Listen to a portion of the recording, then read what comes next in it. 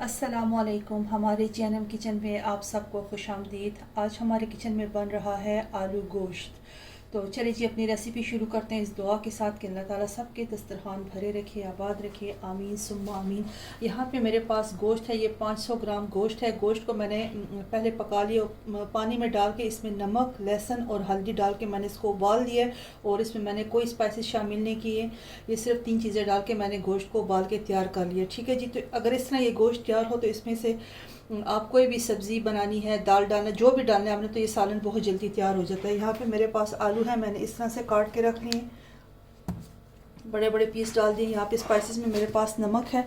नमक यहाँ पे मैंने थोड़ा लिया क्योंकि आधा नमक मैंने गोश्त में शामिल किया हुआ था। नमक और हल्दी दोनों मैंने उसमें शामिल की थी, इसलिए यहाँ पे इनकी क्वांटिटी मैंने कम लिया। नमक है, हल्दी है और ये पेपरिका पाउडर और लाल मिर्च पाउडर दोनों को मैंने मिक्स कर दिया। ठीक है जी। ये भुना हुआ ज़ीरा पाउडर है, भुना हुआ धनिया पाउडर है और ये मेरे पास मेथी पाउडर है। मेथी पाउडर को भी, मेथी दाने को भी मैंने भून के इसका पाउडर बनाया है। ये हरा धनिया और हरी मिर्चें इसको आखिर में शामिल करेंगे। ये मेरे पास यहाँ पे चॉप टमाटर है, अगर आपके पास फ्रेश है तो आप 2 टमाटर इस्तेमाल कर लें, मैं कैन वाले इस्तेमाल कर रही हूँ। ये 2 टेबलस्पून मेरे पास दही है। यहाँ पे ये कसूरी मेथी है। मेथी को मैंने अच्छे से धो के इसमें रखा। आप भी जब भी कसूरी मेथी इस्तेमाल करें तो उसको ज़रूर इस्तेमाल करने से पहले धो लिया करें, क्योंकि इसमें मिट्टी बहुत ज़्यादा होती है। यहाँ पे ये मेरे पास स्लाइस में कटे हुए प्याज हैं। ये अदरक लहसुन, इसको भी मैंने कद्दूकश कर लिया। हरी मिर्चें, इसको फाइन चॉप कर लिया। और गरम मसाले में मैंने सिर्फ ये 2 चीज़ें ली हैं, दालचीनी का टुकड़ा और ये लौंग। आप अपनी पसंद से कोई भी गरम मसाला शामिल कर सकते हैं। अच्छा जी, यहाँ पे मैंने कुकिंग ऑयल गर्म होने के लिए रख दिया। अब ये सारा प्याज इसमें शामिल करती हूँ। बिस्मिल्लाहिर्रहमानिर्रहीम।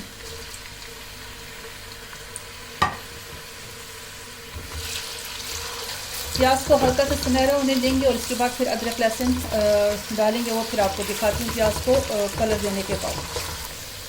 अच्छा जी, देखिए प्याज सुनहरा हो चुका है। अब इस स्टेज पे आपको मैं इसके साथ ये अदरक लहसुन शामिल कर दूँगी और थोड़ी सी हरी मिर्ची भी साथ ही डाल दूँगी और ये जो गरम मसाला रखा है, दालचीनी और लौंग, ये भी शामिल कर दूँगी। ये देखिए जी अदरक लहसुन का कच्चापन ख़त्म हो चुका है और इसकी बहुत अच्छी सी अब खुशबू आ रही है। तो मैं इसमें अब डालूँगी पानी। इसके साथ ये प्याज नरम हो गया तो इसको थोड़ा नरम होने देते, फिर मैं इसमें मसाले शामिल करती हूँ। प्याज देखिए नरम हो चुके हैं। अब इसमें मैं ये सारे मसाले शामिल कर दूंगी। मसालों को थोड़ा सा भूनूंगी और फिर मैं इसमें टमाटर शामिल करके थोड़ी देर के लिए कवर करके रख दूँगी कि मसाले और टमाटर अच्छे से मिक्स हो जाए, टमाटर गल जाए। ये देखिए जी मसाला माशाल्लाह से बहुत अच्छे से भून चुका है। अब इसमें मैं ये गोश्त शामिल कर दूँगी। इस गोश्त को इस मसाले के साथ थोड़ी देर के लिए भूनूंगी और फिर इसमें आलू शामिल करती हूँ। ये देखिए जी गोश्त को मैंने इस मसाले के साथ 2 मिनट के लिए मैंने इसको भून लिया। बाकी मैं आलू डाल के भूनूंगी। अच्छा, आलू काटते वक्त मैंने इसके बीच में छुरी के साथ कट सा लगा दिया कि मसाला सारा इसके अंदर भी जाए। ठीक है जी। अब आलू डाल के मैं इसको भूनूंगी। अच्छा जी, देखिए ये 2 से 3 मिनट के लिए मैंने आलू और गोश्त को अच्छे से इस मसाले में भून लिया।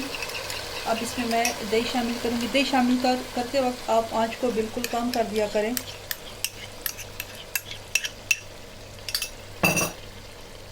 और साथ ही मेथी भी शामिल कर दूँगी। अब इसको अच्छे से मिक्स करती हूँ। ये देखिए दही डालने के बाद माशाल्लाह से इसका कलर देखें और जो इसकी खुशबू आ रही है सब मेथी की। मैंने इसमें मेथी पाउडर भी शामिल किया है और मेथी जो सूखी मेथी होती है उसको भी शामिल कर दिया बीच में। अब मैं इसमें पानी शामिल करती हूँ। मैं गर्म पानी शामिल कर रही हूँ। कोशिश करें कि भूनने के बाद आप भी गर्म ही पानी इस्तेमाल करें। इसको मैं कवर करके रखती हूँ तब तक के लिए, क्योंकि गोश्त तो गल चुका है। गोश्त में थोड़ी सी कसर है लेकिन आलू कच्चे हैं, तो मुझे आलू को गलाना है और थोड़ी सी मैंने इसमें ग्रेवी छोड़नी है।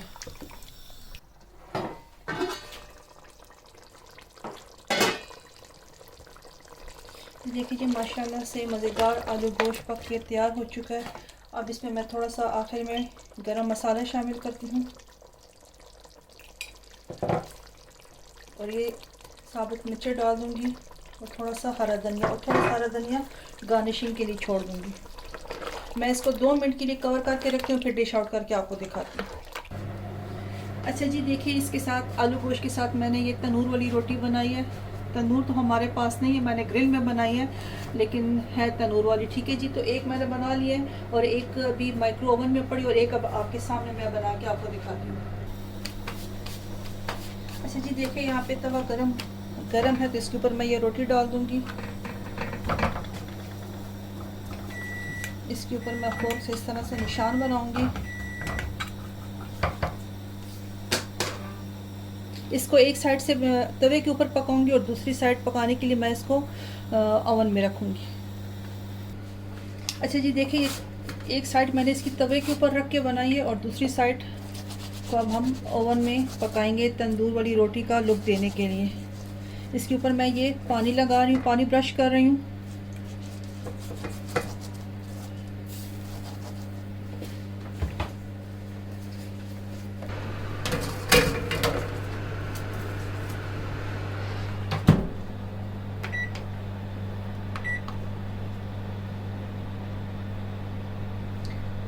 منٹ کے لیے اس کو رکھیں گے, پکنے کے بعد پھر آپ کو دکھا دوں.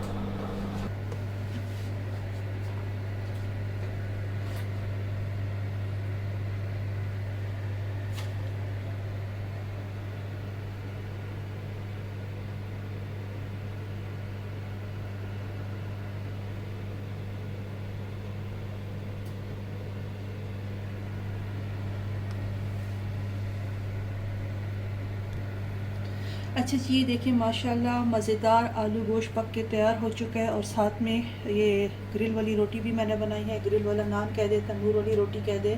ہمارے پاس تنور تو نہیں ہے لیکن ہم اس کو گرل میں بناتے ہیں. یہ دیکھیں آپ ماشاءاللہ, آپ اس کے اوپر بٹر بھی لگا سکتے. دیکھیں نیچے والی سائڈ سے بھی بالکل پک گئی ہے. یہ دیکھیں ماشاءاللہ سے آپ اس کے اوپر بٹر بھی لگا سکتے, لیکن میں نہیں لگا رہی. ٹھیک ہے جی, تو امید کرتی ہوں انشاءاللہ آپ کو یہ ریسیپی پسند آئی ہوگی. اگر پسند آئی تو پلیز اس کو لائک کر دیں, فیملی میں فرینڈ میں اس کو شیئر کر دیں. چینلز پہ نئے ہیں تو پلیز چینل کو سبسکرائب کر دیں اور اپنے فیڈ بیک ہمیں ضرور دیں. تو چلیے جب میں آپ کو پشتو میں ایکسپلین کرتی ہوں. نن مونگا پخکڑی دا آلو غوښې ترکاری سیشو د آلو غوښې د پاره چې کوم دی ټولو اول ما غوښه اغوستې وه, هغه مې په اوبو کې واچوله. هغې کې ما مالګه, کورکمن او اوږه مې واچوله. هغه غوښه ما ویشوله. هغې نه پس چې کوم دی نو ما تیل واچول, تیلو کې مې پیاز سره کړل, ورسره مې اوږه او ادرک واچو.